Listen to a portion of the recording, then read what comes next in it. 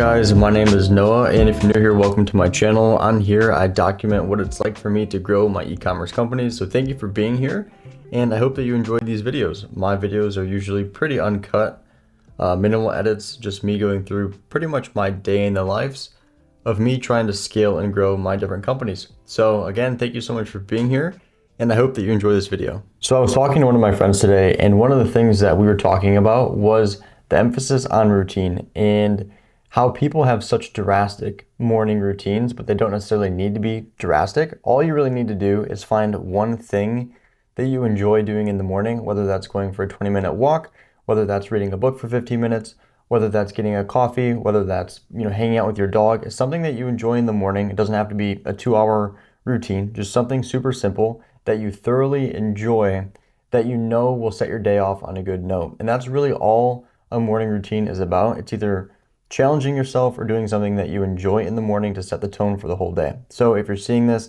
I hope that you have a phenomenal day.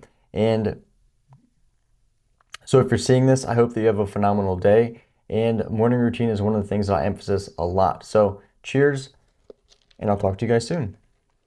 So I was talking to one of my friends today, and one of the things that it's always so weird to talk to yourself on a camera. Like, I've been doing social media now for I think 3 years, and I still have troubles honestly talking to a camera. So even though it's basically all I do all day, but yeah. Definitely. One of the things I'm thinking is when we're retargeting, how many touch points do we have? How many touch points are we throwing in order to make a sale? 1, 2, 3, 4, 5 times. Okay, so 5 times. So I think the first, is that email that you just showed, the first one that you hit with? The lost your ball one? Okay, so I think that what we should do is probably write down, and this, maybe that makes sense of a structure that we can do. So maybe we write down 5 different big titles, instead of lost your ball and some of the other ones that we have, maybe we write down 5 different titles of things that me and you both think would convert better. And then what I can do is I can actually go in there and I can have graphics made and start to edit the copy for each one of those, if that makes sense. So as we're doing a welcome series, we want to think about high level, what are aspects about our brand that we can share? So first one would probably be leading with, I would say, value of the product. Here's why gambling golf is the best game to bring on your next golf trip. For sure. And so it's highlighting value. Here's what you're gonna get in this email. We're telling them right away what you're gonna get, the value you're gonna get. 2, you're positioning the value. So you're going to get 5 games. We're going to teach you how to play 5 new gambling golf games. And they are perfect for your next golf trip. So all of a sudden, you positioned it well, right? So where in their mind, you're trying to get them to focus on an event to where this product is going to be practical. And through doing that, you're creating a level of excitement that might not be there if you were just to say, here's 5 gambling golf games you need to try. Yeah, definitely. Well, I think what we always try to do is just I don't know, even with the graphics that we make for Amazon more so, it's just making the customer feel like they already have it before they do. I think that's basically it. Yeah. And it's all you're trying to do is paint a vision of exactly what you said. I honestly can't even say it better than that. Is trying to show them what it's happening before they do. So these are 96% claimed already. What you're going to do is come back here to a year, come back to December where the orange is not there, Amazon's out of stock, and zoom in on that area.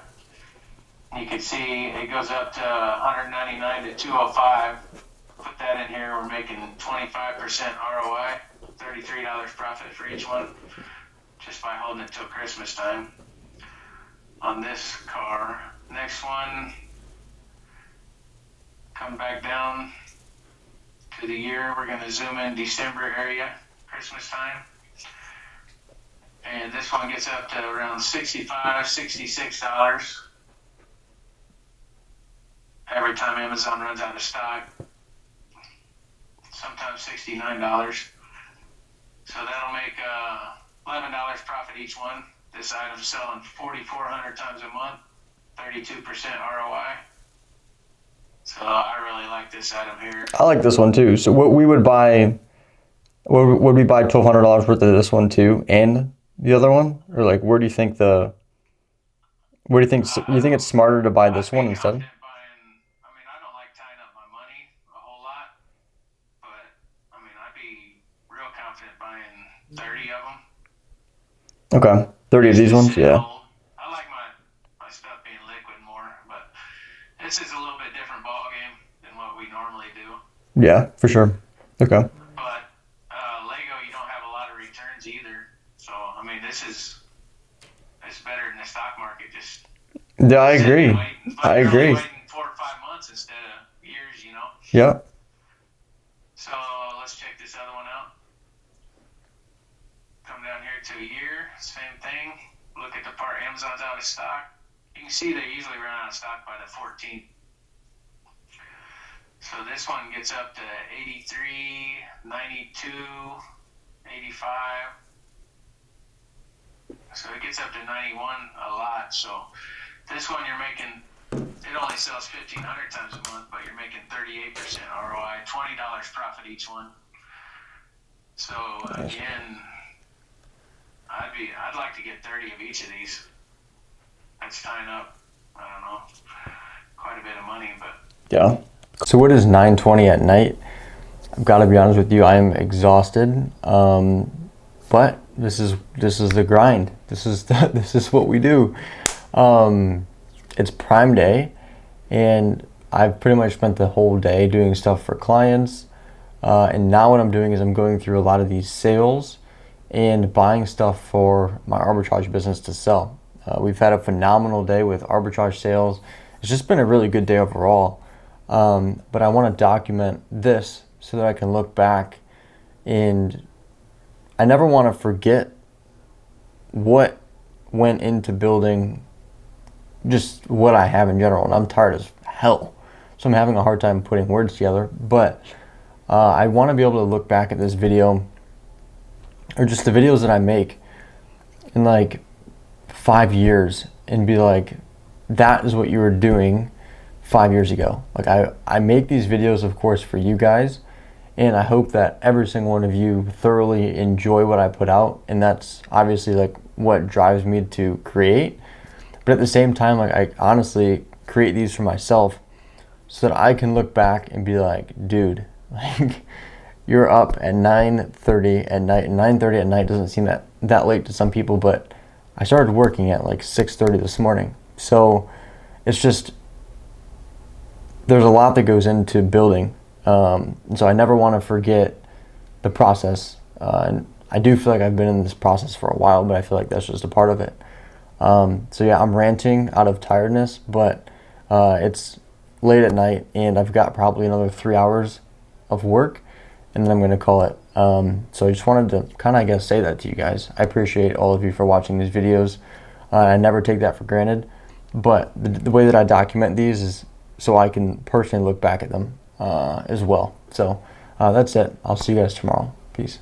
Good morning, guys. I had some thoughts this morning just about e-commerce in general and the way that it's transitioning, and I wanted to share it with you guys. So one of the things that we're seeing more and more now, probably more now than ever, is the emphasis that brands are needing to put on the quality and the way that their product is positioned. Before, in e-commerce, and it was something that I did in the beginning stages of all of my brands, really, where I would go overseas, I would source a generic, somewhat, I don't want to say shitty, but it definitely wasn't a high quality product, and I would sell it on a marketplace, whether that be Shopify or Amazon or somewhere else.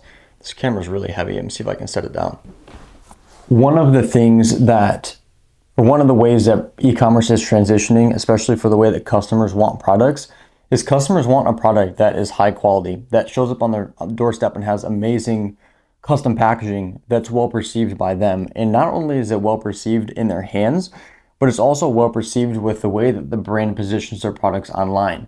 So the transition that's happening here is before e-commerce brands were able to just go and source some generic product that was pretty basic, a minimal attention to detail, minimal attention to quality, minimal branding.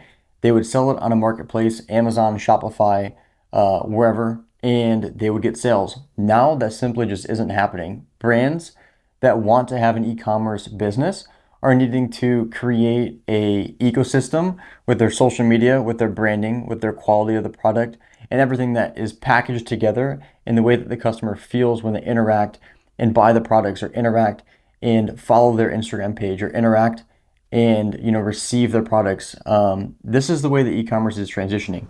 It's really nothing new. It's kind of been in the process for a little bit, but I'm seeing the emphasis on this topic be more and more stressed, especially as shittier brands in the e-commerce space are weeded out. Here we have a little unboxing, and this is going to be a little upgrade for my office, so I'm excited to unbox this one. I have been playing music pretty much from my phone. Like I listen to music every morning, but I just have been like putting my iPhone to speaker and letting that be what I listen to music from. So I went and bought this from Kohl's. I had some Kohl's cash that needed to be used, so I pretty much got this for free. So now I just need to find where in my office this is going to look the best, but from the packaging it looks pretty sick.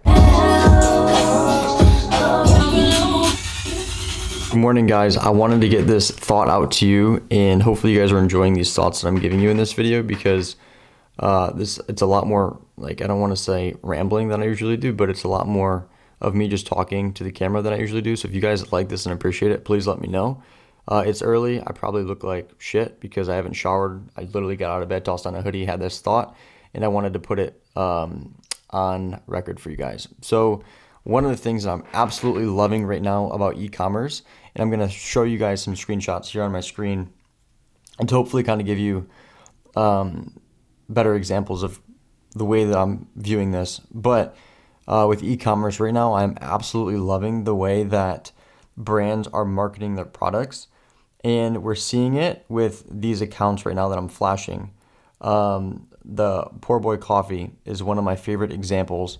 He and their company are doing a phenomenal job on having a community who is super behind their products and gets behind their products, engages with their products, leaves tons of comments on every single one of their videos. And it's him essentially growing his brand, which is a coffee shop. There's another example of this artist I follow. His name is Warner, and I'm looking at his Instagram right now, and it's so clean. And he also does the same strategy of showing his audience the why behind his art, and then he also has clothing pieces that are based off of the art that he creates, because people are so engaged with the way that his art looks and the story behind them and the way that he displays them in his content. We try to do the same thing with our brand, Gambling Golf. It is a marketing strategy that I absolutely love for a few reasons. One, because it is just so freaking authentic that it's refreshing to watch, to be honest. Like, it's nice to go on Instagram or social media or TikTok and see brands who actually give a shit about their audience, and people who feel like they are part of this community because the owner of the community interacts with them. And it's something that I hope that more brands pick up on this and focus more on it, because I think that it's not only effective, but it's just way more fun. It's not so like, here, buy my shit. It's like, hey, this is what I'm doing. This is the why. This is our approach. And I hope that you enjoy this type of content. That's what these people are saying. And it's honestly how I'm making this content as well for my YouTube and for what you're watching.